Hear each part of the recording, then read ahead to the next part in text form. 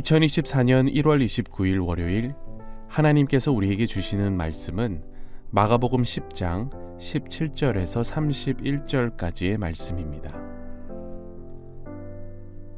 예수께서 길에 나가실새 한 사람이 달려와서 꿇어 앉아 묻자오되 선한 선생님이여 내가 무엇을 하여야 영생을 얻으리이까?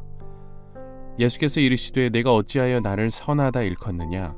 하나님 한 분 외에는 선한 이가 없느니라.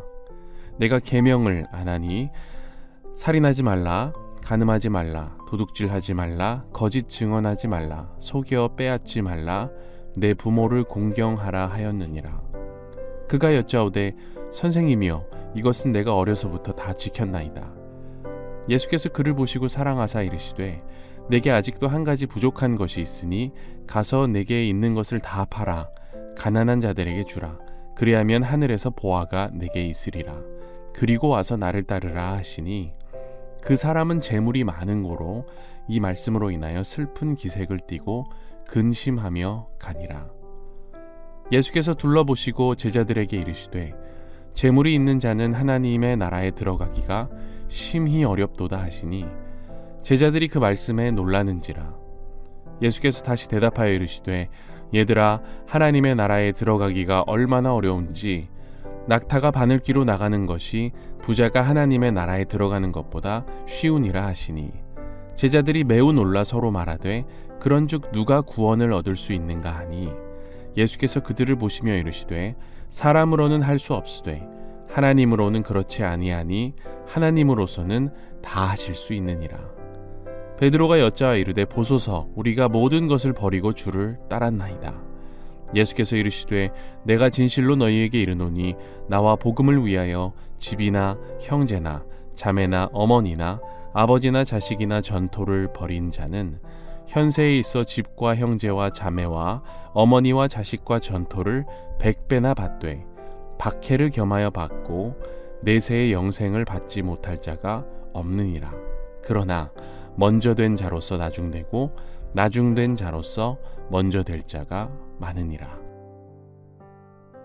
요즘 자주 듣는 말 중에 답정너라는 줄임말이 있습니다. 답은 정해져 있고 너는 답만 하면 돼의 줄임말이지요. 화자가 정한 말에 청자가 대답하도록 유도하거나 강요하는 화법, 유도신문 같은 거라고 생각하시면 되겠습니다. 오늘 본문에는 바로 이 답정너 방식의 대화를 추구하는 한 사람이 등장합니다. 마태에 의하면 그는 부자였고 청년이었습니다. 누가에 의하면 그는 관원이었죠. 중심부에 있던 사내들인의 회원이었는지 지방의 관원이었는지는 우리가 정확히 알 수 없지만 추측해 본다면 아마도 30대 초반에 굉장히 어린 나이에 출세한 꽤 괜찮은 청년이었을 겁니다. 꽤 괜찮다고 하는 건 어떤 의미일까? 일단 이 청년이 예수께서 집에서 나와서 길에 계실 때 갑자기 달려와서 꿇어앉아 인생의 중요한 질문을 한다는 겁니다. 그는 지금 뭐 하나 부족한 게 없는 이 세상적으로 보면 정말 누가 봐도 최고의 인생을 살고 있는데 굳이 와서 예수라는 분 앞에 길에서 무릎을 꿇고 영생의 도를 여쭙고 있는 겁니다. 겸손하고도 열정적인 구도자의 자세가 그에게 있는 거죠. 이거는 정말 칭찬받을 만한 겁니다. 그래서 예수께서도 21절에 보면 그를 보시고 사랑하사 하실 정도로 정말 사랑스러운 청년인 거예요. 근데 문제가 뭐냐 하면 이 청년이 이제 말하는 걸 보시면 되겠습니다. 첫 마디부터 뭐라고 하는지 이렇게 질문을 합니다. 내가 무엇을 하여야 영생을 얻으리이까? 잘 살펴보면 이게 바로 답정너 방식의 질문인 겁니다. 답을 어느 정도 정해놓고 질문하는 거예요. 자신이 무엇인가를 해야 영생을 얻을 수 있다고 생각하고 그럼 뭘 하면 될까요? 하고 질문하고 있는 거잖아요. 내가 무엇을 하여야 영생을 얻으리이까? 탈무드에는 율법 외에 선한 것이 없다고 가르치는 부분이 있죠. 곧 율법을 지킴으로써 인간은 선한 존재가 된다는 겁니다. 이 청년은 그런 생각을 하며 예수께 질문하는 거예요. 나름 자신이 있었던 거죠. 지금까지 율법들을 잘 지켜왔고 큰 문제 없이 깨끗하게 살아왔으니 이런 선한 삶이 이제 뭔가 더 심오한 걸로, 예를 들어 영생 같은 걸로 연결되기를 바랐던 겁니다. 지금도 좋은데 이런 상태로 영원히 살면 진짜 다 가질 수 있겠다. 어떻게 보면 아주 일반적인 생각이라고 볼 수 있겠습니다.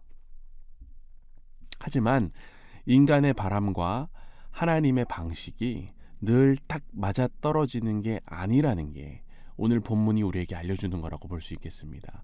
사실 믿음 생활을 하다 보면 바로 이걸 배우게 되는 것 같아요. 내가 갖고 있는 생각이 하나님의 생각과 만나면서 나의 생각이 이게 전부 맞는 게 아니구나, 이런 생각이 들면서 우리가 궤도 수정을 하는 것, 경험과 상식을 뛰어넘는 어떤 믿음의 세계가 존재한다는 걸 깨닫는 것.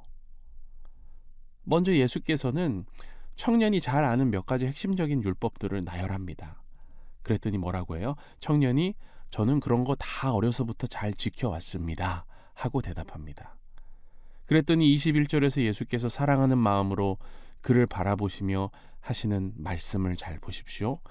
내게 한 가지 부족한 게 있는데 먼저 가서 네가 갖고 있는 재산을 다 팔아 가난한 사람들에게 나눠줘라. 그러면 내가 하늘에서 보물을 얻을 것이다. 그리고 와서 나를 따르면 좋겠구나. 참 기특한 청년인데 한 가지 부족한 게 있다는 거죠. 이게 바로 오늘 본문의 핵심이라고 할 수 있겠습니다. 바로 지금까지 지켜온 것보다 중요한 건 무엇에 나의 기반을 두느냐 하는 문제라는 거죠. 이 청년 같은 경우는 예수를 따르는 제자의 삶으로 나아가는 데 있어서 꼭 필요한 전환이 있는데 바로 내가 무엇을 하여야 하는 생각에서 내가 누구를 알아야 하는 생각으로의 전환이 지금 필요한 거예요.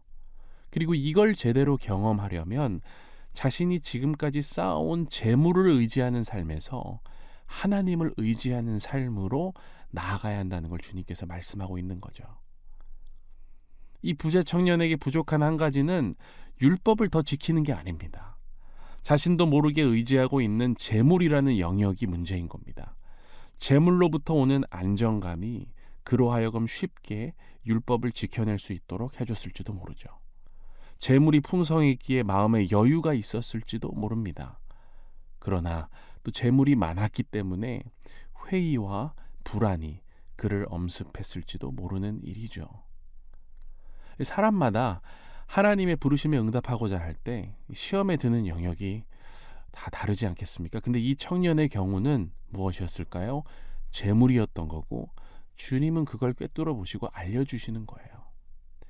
영원한 생명을 향해 나아가고자 하느냐? 영생에 대한 질문을 갖고 있느냐?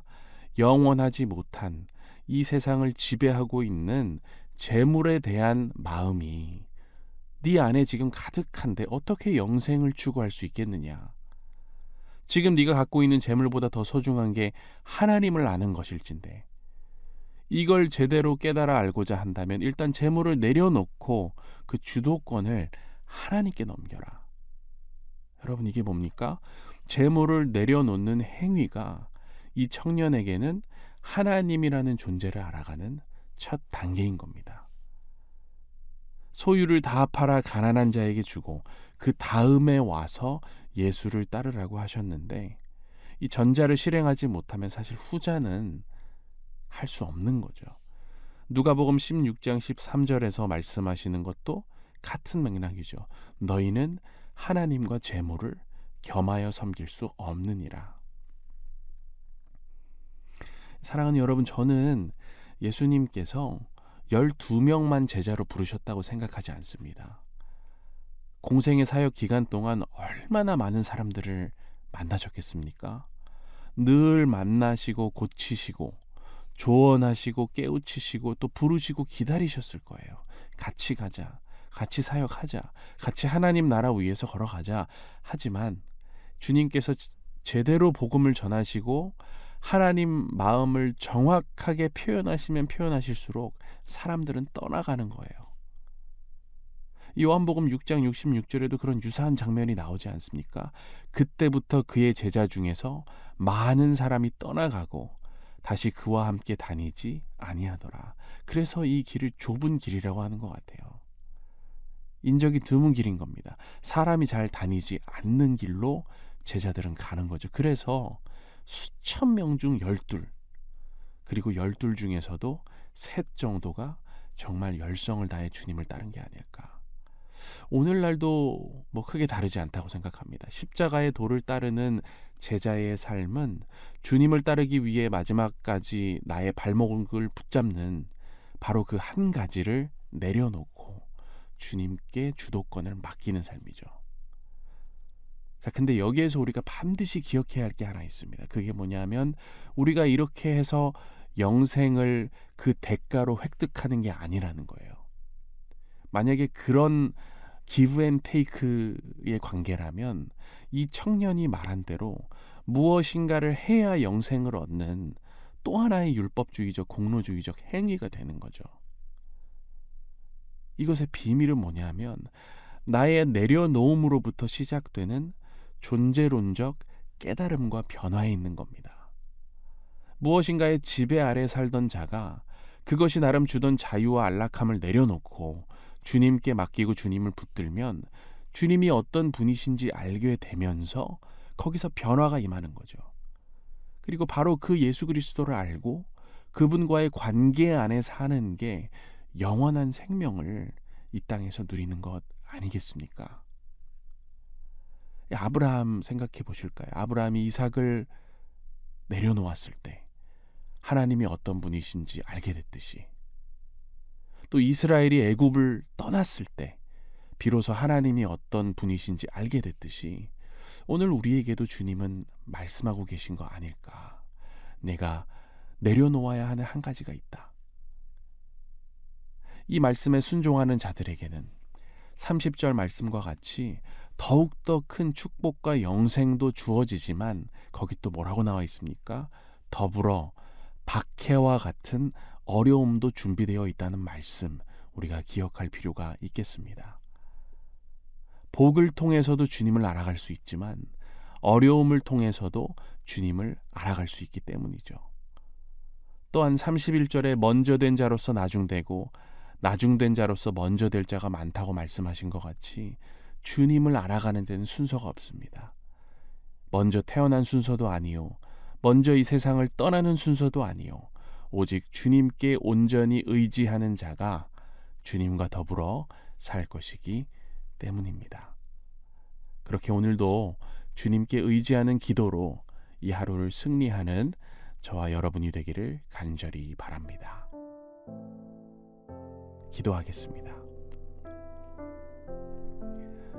사랑의 하나님 아버지, 내가 무엇을 하여야의 율법주의적 질문에서 내가 누구를 알아야의 존재론적 전환으로 나아가도록, 그리고 그 과정에서 온전히 하나님 한 분만을 의지하는 제자의 삶이 우리의 삶에 체화되도록 우리를 인도하여 주옵소서.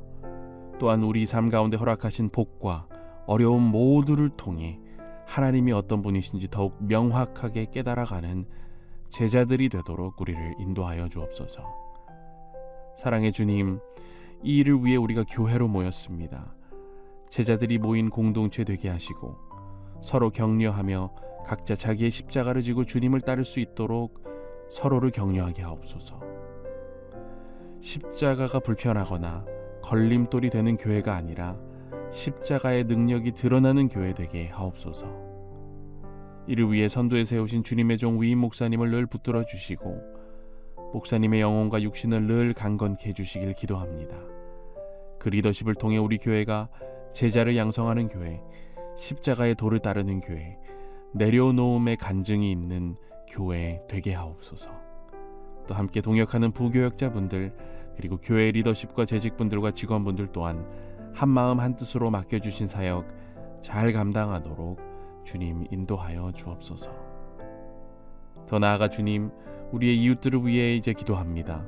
전쟁과 기근 가운데 고통받고 있는 자들과 북녘 땅에 있는 우리의 형제 자매들에게 오늘도 살아갈 힘을 주시고, 잘못된 사상에 빠진 자들이 권력을 잡고 휘두르며 백성들을 아프게 하는 일에 종지부를 찍어주시며 이 추운 계절 따스한 성령님의 붙드심으로 주님의 백성들이 이 모든 어려운 시련들을 잘 견뎌낼 수 있도록 주님 역사하여 주옵소서.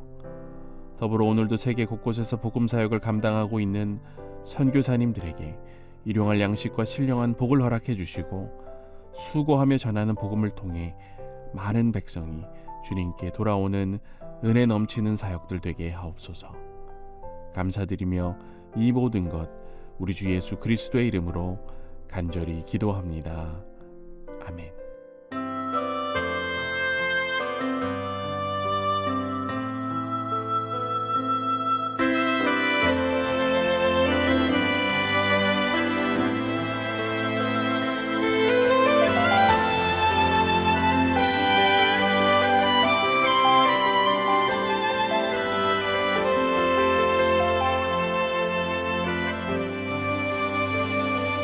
나의 만족과 유익을 위해 가지려 했던 세상 일들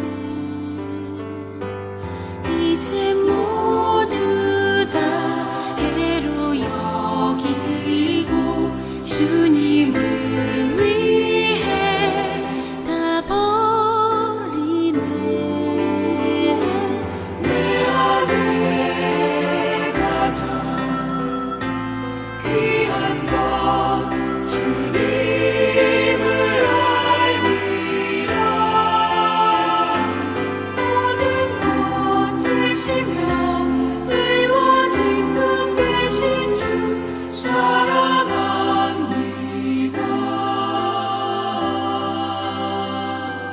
부활의 능력 체험하면서 주의 고난에 동참하고